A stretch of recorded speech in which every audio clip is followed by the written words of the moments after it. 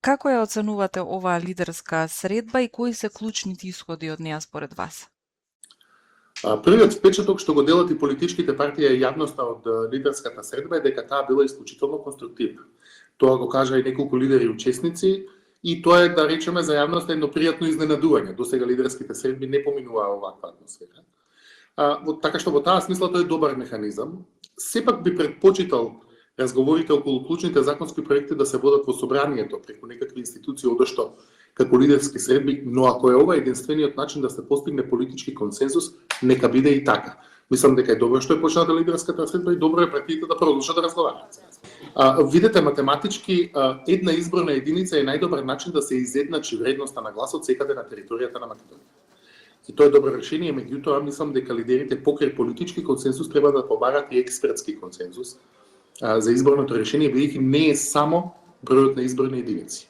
Се поставува прашањето дали да има или да нема цензус. Некои од предлозите за цензус се релативно високи, тоа се ако сметате на милион гласачи, 5% цензус е да не се сметаат гласовите на секоја партија што ќе освои помалку од 50.000 гласови. Тоа е релативно ограничувачки фактор. Како ќе гласа диаспората, дали може да се размислува евентуално за гласање од далечина, бидејќи премиерот спомна со проблемите со ДКП-ата и така натаму. Дали може да се размислува за електронско гласање, отворени или затворени листи или преференцијални гласови и така. Има повеќе аспекти на изборниот законник кои треба да се разгледуваат, а еден од најважните е дека ние упорно изборните цензуси ги врзуваме со бројот на гласачи запишани во избирачкиот список, а не со бројот на присутни гласачи. Што на многу места за референдум, за избор на председател, за избор на градоначалник ни прават проблем, правејќи го изборниот цензус премногу висок. Така што и тоа треба да биде дел од таа дебата. Што се однесува до техничката влада, видите, таа беше замислена како одговор на една состојба во која власта масовно ги злоупотребуваше своите ресурси и своето влијание за да купува преку политички механизми гласови и таа беше замислена тоа да го оневозможи.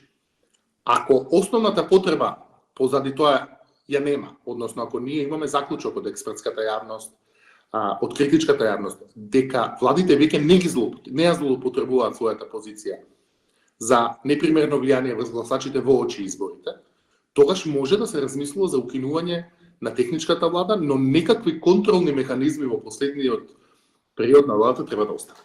Видете, секако за квалитетот на лидерската средба и за квалитетот на законските решенија кои ќе излезат од нив, добро е СДСМ да учествува на лидерските средби, бидејќи е сепак втора партија во државата и нивното политичко влијание, политичка моќ, политичка репрезентација, а и влијание во законските решенија би требало да биде вклучено во било кое решение што ќе излезе од таму.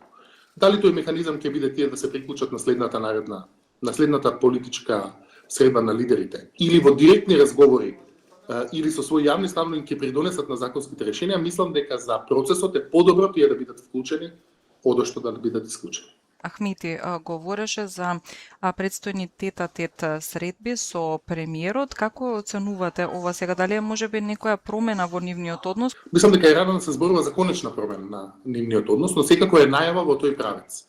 Веќе и најавата на Ахмети дека е сериозен политичар и ќе учествува на лидерската средба, па и закажаната тет-а-тет средба после тоа, покажува дека некаков канал на комуникација се отвара помеѓу тие две партии, што е добро за смирување на политичките тензии во државата. Мислам дека партиите треба да продолжат да разговараат, но мислам дека основните политички проблеми помеѓу ДУИ и ВМРО-ДПМН нема да исчезнат така што Ахмети и Мицкоски ќе почнат да се среќаваат почесто. Тие се малку поструктурни и се однесуваат на политичка идеологија повеќе од што на недостаток на политичка комуникација. За таков заклучок мислам дека треба да почекаме малку времето да покаже.